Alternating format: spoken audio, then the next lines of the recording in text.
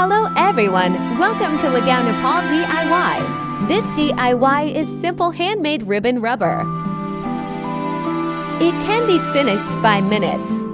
It doesn't need a machine, but only thread, needle, rubber, and ribbon. You can use 25 centimeters for one.